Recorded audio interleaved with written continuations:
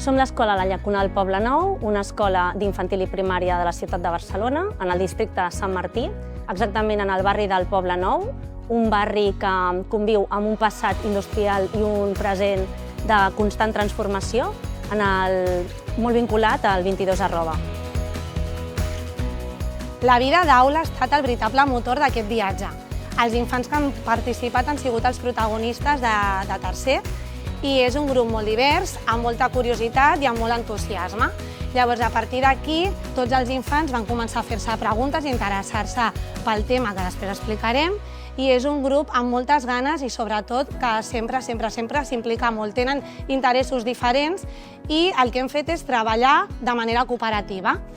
Aquest projecte va sorgir perquè vam anar a veure una obra de Titelles que es deia Bruixa Enteris i llavors vam tenir una conversa a posteriori aquí a l'aula i van començar a preguntar-se qui eren aquestes bruixes, com es feien aquestes pocions i van començar a investigar diferents llibres de bruixes. Llavors molts i moltes van descobrir que les pocions estaven fetes amb plantes remeieres.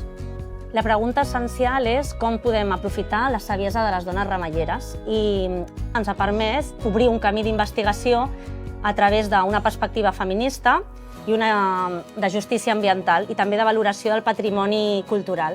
Aquest projecte també ens ha permès un desafiament social rellevant, com és la dignificació i el reconeixement de les dones al llarg de la història, que han sigut les transmissores dels coneixements dels remeis naturals a través de les plantes. El propòsit principal del projecte ha estat que els infants valorin el paper de la dona al llarg de la història i després el tema de reconnectar i connectar més amb que les herbes del nostre entorn poden ser medicinals i podem construir ungüents que ens curin la gola, la pell.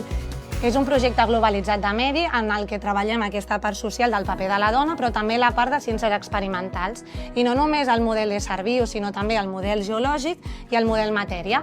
Dins del model matèria ens hem preguntat com agafar les propietats d'aquestes plantes. Llavors hem hagut de fer diferents accions, diferents empentes, xafar, ratllar, bullir l'aigua, per tal que es produeixi una reacció. Al romaní que hem ratllat se li han tret més bé les propietats que a l'altre perquè hi hem pogut treure molt bé l'olor, el gust i el color. Què creus que passarà quan fiqui la branca del romaní a 20 graus?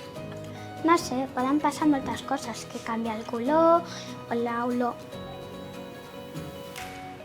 Què creus que passarà quan posem la branca de romaní a dintre de l'aigua a 80 graus?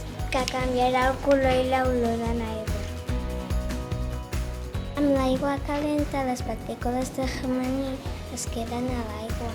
Per tant, hem treballat aquestes grans idees, les coses que estan fetes per partícules i el fet que s'ha de fer alguna acció per treure aquestes propietats. Com són les partícules de l'aigua amb 20 graus? Com estan les partícules de l'aigua a 80 graus? I com interacciona amb les brànquies del romaní?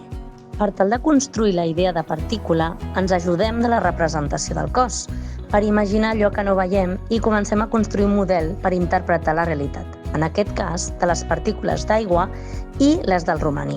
Del model de serviu, com ja partíem de la base que havíem treballat l'hort i sabíem que les plantes són éssers vius, ens vam preguntar, totes les plantes poden viure a tot arreu? També ens vam preguntar, com a pregunta connectora, com incorporo aquestes propietats de les herbes remeieres en el meu cos. Per això vam estar fent prediccions de si aquestes propietats les podíem olorar, entraven pel nas, si entraven en contacte amb la pell, si ingerint. Llavors això ens permet investigar el cos per dins i el cos per fora. I del model geològic hem treballat amb els infants que les terres estan fetes de roques esmicolades i també la idea d'aquesta interacció entre la terra i l'aigua, però el cicle de l'aigua més centrat en què passa quan plou amb aquests diferents tipus de terra. Anem a observar els 3 tipus de terra que ens vam trobar en Pi d'en Xandri, ¿vale? Són pedres que s'han anat desgastant, s'han transformat en minigranets i ara són sumat. En els nostres projectes la part d'avaluació és molt important, però sobretot us explicarem com recollir aquestes evidències d'aprenentatge. Nosaltres vam començar dibuixant i imaginant-nos com és la terra d'una planta remeiera. I després vam anar d'excursió al Pin d'en Xandri i vam agafar 3 tipus de terra diferent i vam poder observar amb la lupa com era realment la terra de planta remeiera, i aquí ho van dibuixar. I tenim l'abans de com s'ho imaginaven i el després un cop ho han observat amb la lupa.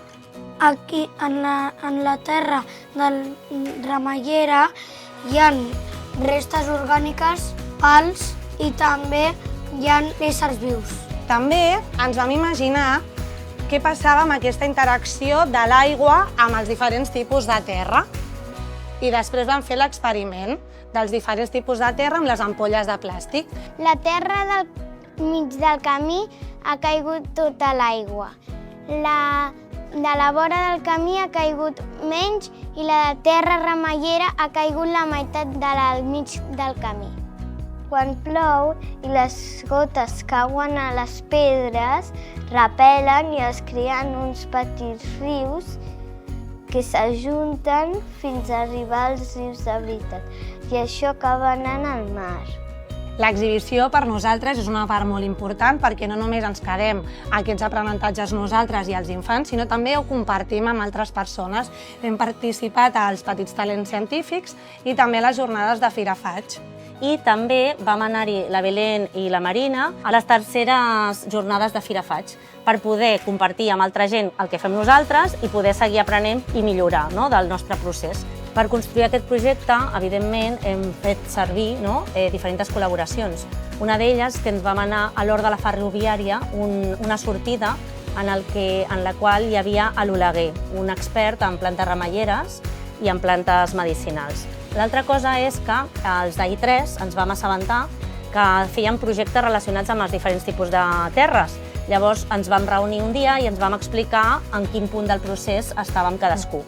Després també, passejant pel passadís de mitjans, ens vam adonar que els de primer estaven treballant sobre les professions oblidades i llegint ens vam adonar que hi havia una besàvia trementinaire.